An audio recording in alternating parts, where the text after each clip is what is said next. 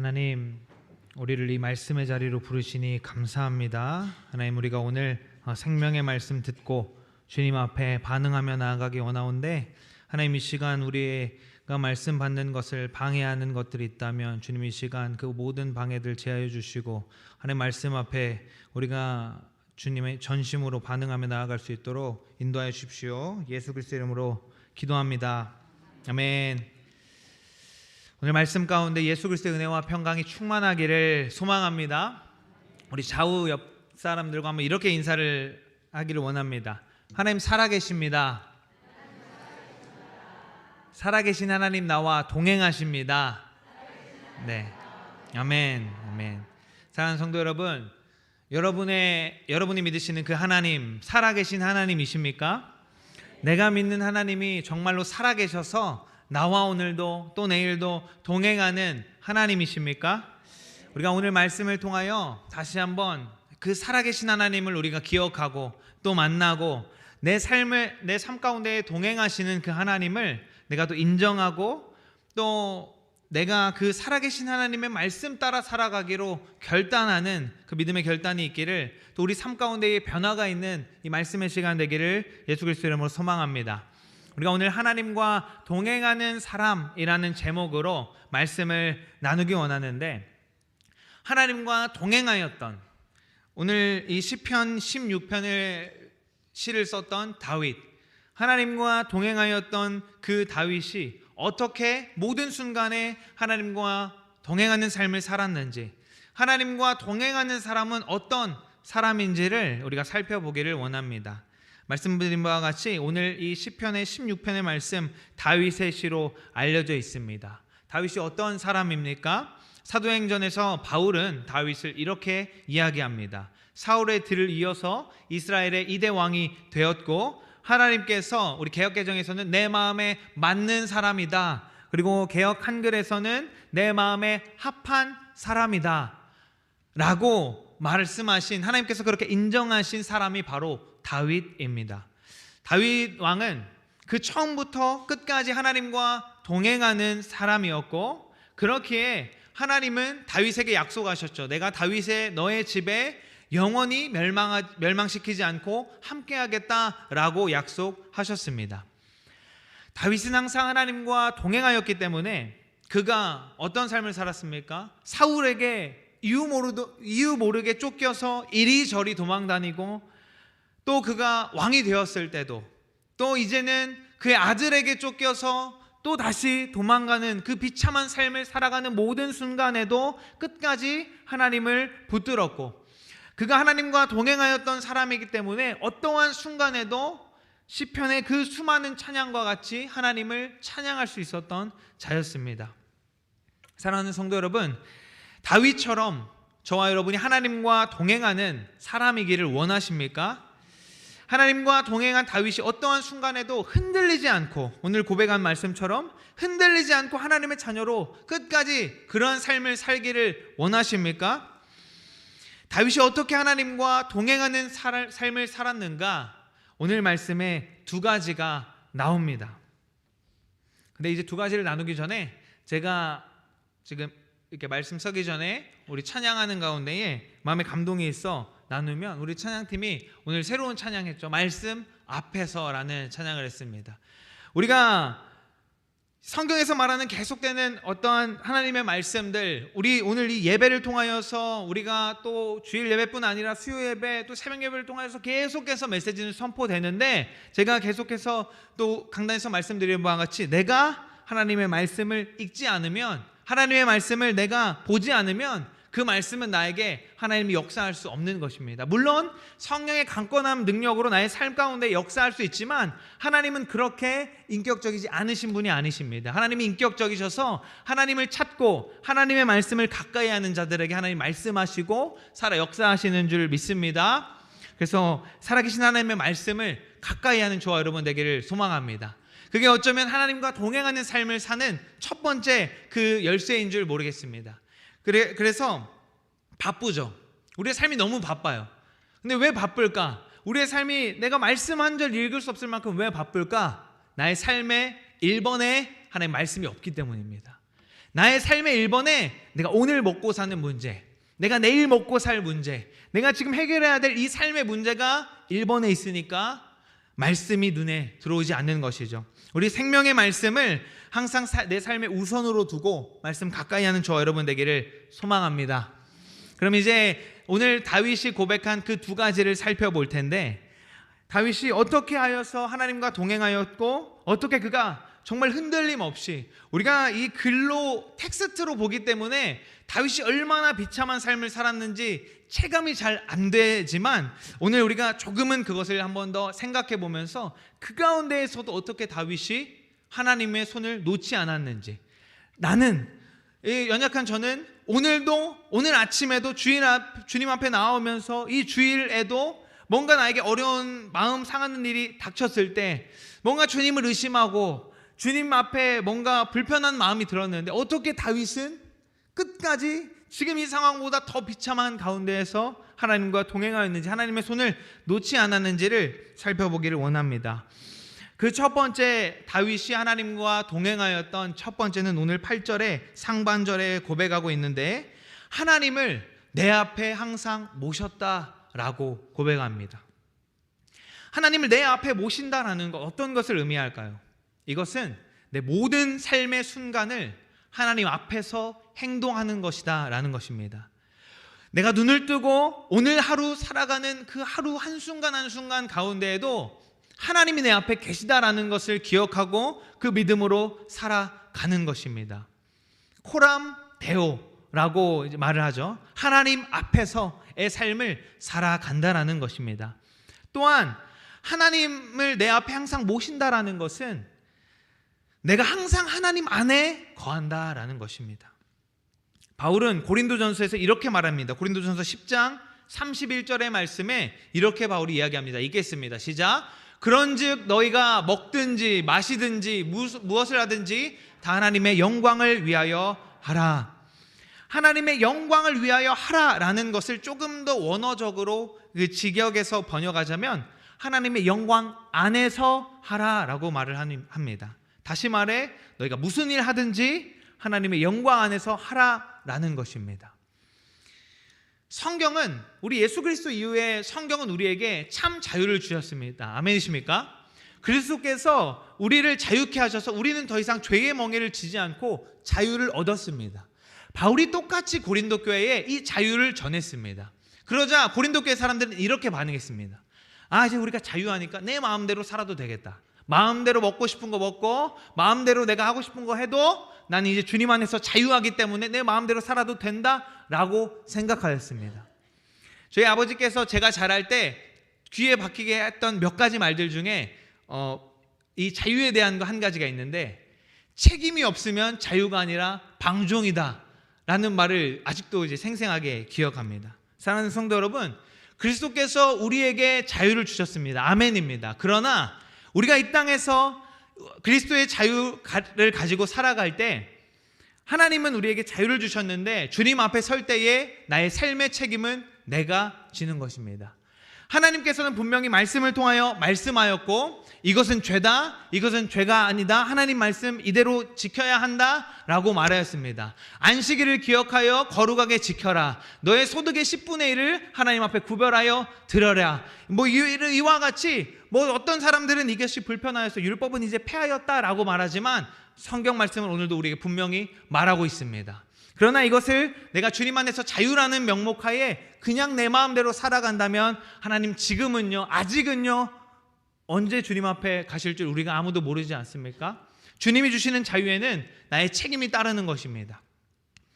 이것은 내가 하나님의 그 구원의 역사에 무엇인가 내 힘을 보탠다라는 그런 잘못된 이야기가 아니라, 하나님은 우리에게 구원을 열어주셨고 예수 그리스도의 십자가로 완벽한 구원을 주셨는데 그것을 내가 따라가느냐, 내 전심으로 믿느냐 하는 것은 이제 주님이 나에게 맡기신 몫이다라는 것입니다. 다시 돌아와서 고린도전서에 그래서 바울이 이렇게 합니다. 너희가 무엇을 먹든지 무엇을 마시든지 무슨 일을 하든지 그래 너희들 말처럼 자유인데 그 목적은 하나님의 영광을 위하여 하라라는 것입니다. 누군가는 이렇게 이야기하죠. 뭐 술, 담배의 문제를 얘기하면서 우리가 뭐 이것이 성경에도 안 나와 있고 뭐 자유로운 문제 아니냐, 뭐 이것이 우리가 뭐 선택한 문제 아니냐, 아니면 내가 이것을 조금 하는 거는 괜찮지 않냐, 그러나 내 마음에 이것이 하나님의 영광을 가린다라고 생각되면 그것은 죄인 것입니다. 하나님께서는 우리에게 모든 일을 하나님의 영광을 위하여 하라라고 말씀하셨습니다. 다시 본문으로 돌아와서 모든 일을, 우리 삶의 모든 것을 하나님 앞에서, 하나님 안에서 하라고 다윗은 고백하고 있고, 그렇게 할 때에 하나님과 동행한다라고 말을 하고 있습니다. 하나님을 앞에 모신 다윗은 무슨 일을 하든지 하나님 앞에서 행했던 사람입니다. 그래서 그가 양을 치는 일, 그가 어땠습니까? 사무엘이 다윗을 찾으러 갔을 때에, 물론 이새의 아들 중에 찾기 위해서 갔는데 그 모든 아들들 중에서도 하나님이 아니라 말씀하시니까 너희 아들이 이게 전부냐라고 했을 때, 어찌 보면 아들의 그 목록에도 끼지 않는 다윗, 아들의 목록에도 끼지 않고 누군가 해야 될 그 양치는 일을 하고 있던 그 다윗이 기름을 부음을 받습니다. 그리고 다윗이 어떻게 했습니까? 왕이 될 준비를 했습니까? 왕이 될 어떤 연습을 했습니까? 그는 다시 자신의 자리로 돌아가서 양을 치는 일, 자기가 맡은 일에 최선을 다했습니다. 왜? 이것이 하나님이 나에게 맡기신 일이고, 나는 비록 이 어둠 가운데에서 이 골짜기에서 양을 치고 있지만 나는 하나님 앞에 있다, 하나님이 내 앞에 있다라는 그 믿음으로 그 하루의 하루를 살아갈 때에 하나님이 그를 왕으로 세우시고 내 마음에 합한 자다라고 말씀하시는 것입니다. 그리고 우리 골로새서 3장 23절에 바울은 이렇게 이야기합니다. 우리 골로새서 3장 23절 한번 읽겠습니다. 시작.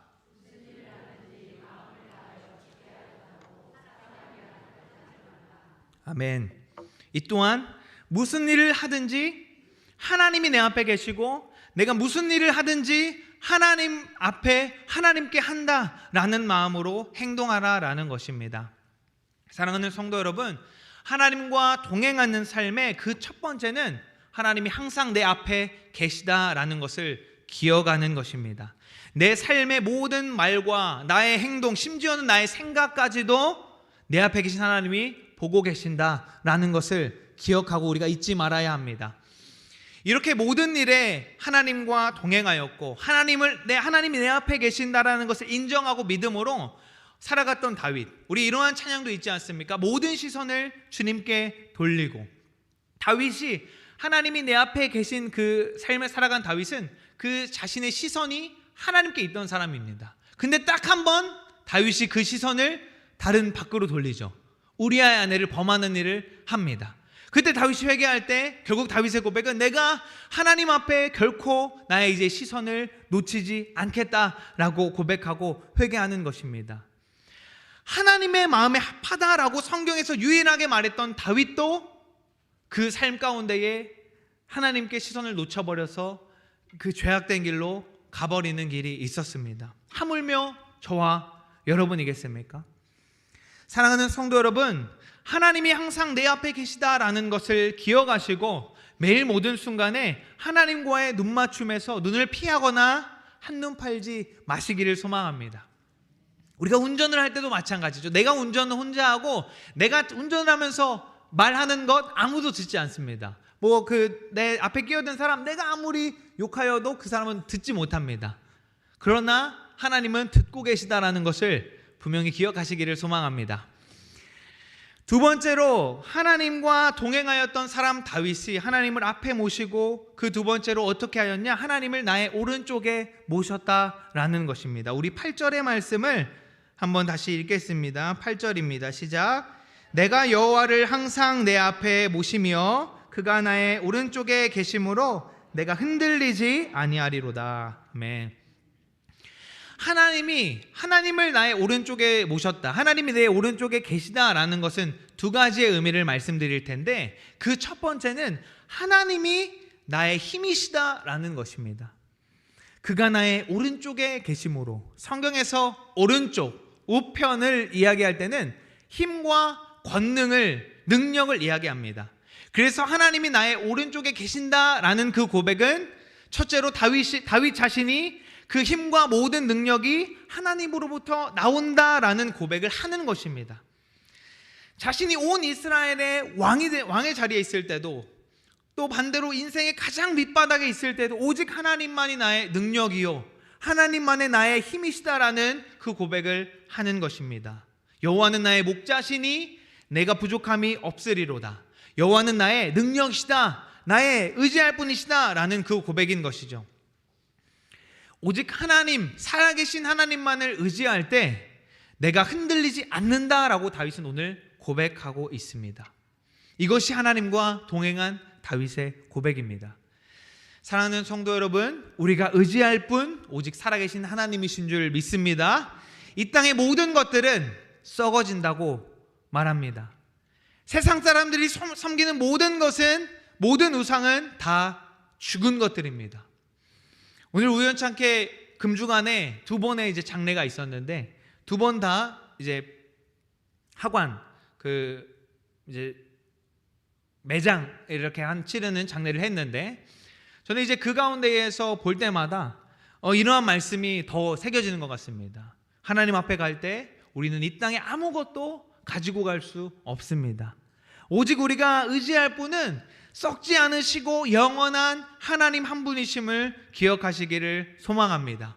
그래서 서두에 제가 하나님의 말씀을 가까이 하자라고 말씀드렸는데, 하나님의 말씀만이 썩지 않고 영원한 것인 줄 믿습니다. 그래서 우리가 썩어질 이 세상에서 오늘 하루 살아갈 때 어떻게 내가 영원한 것을 보며 살 수 있는가? 썩지 않는 하나님의 말씀을 내 안에 채우는 것입니다.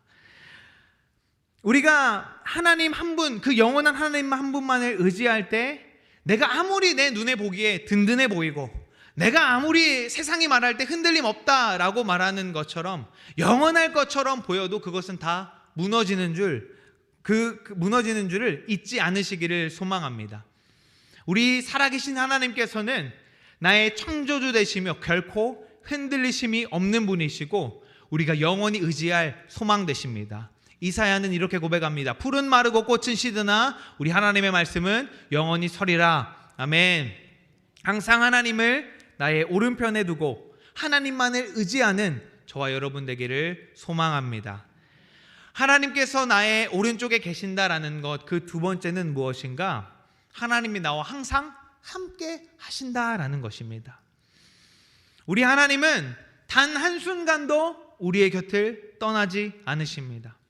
하나님께서는 내가 아무리 깊은 골짜기를 지나갈 때도 함께 하시고, 내 곁에 아무도 없는 것 같다 생각될 때도 함께 하시는 하나님이신 줄을 믿습니다. 하나님께서는 아담이 죄를 지어서 아담과 하와를 에덴에서 쫓아내실 때, 그 쫓아내실 때도 부재하지 않으셨습니다.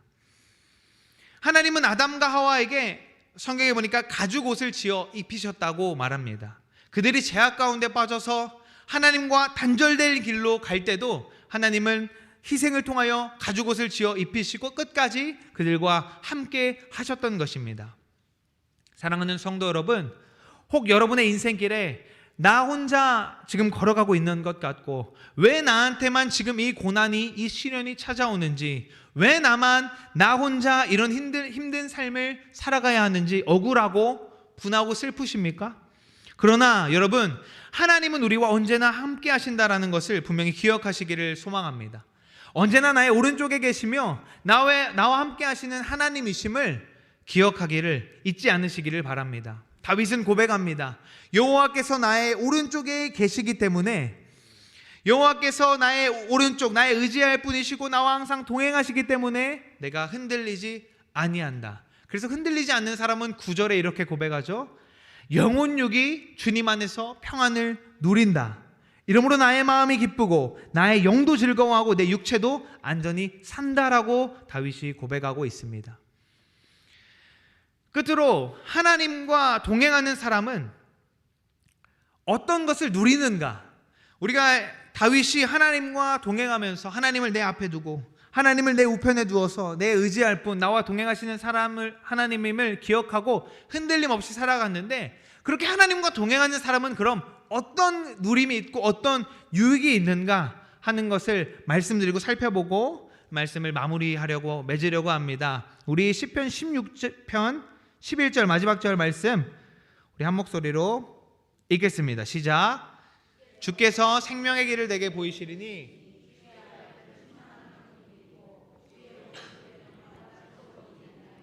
아멘. 하나님과 동행하는 사람은 충만한 기쁨과 영원한 즐거움이 약속되어 있습니다.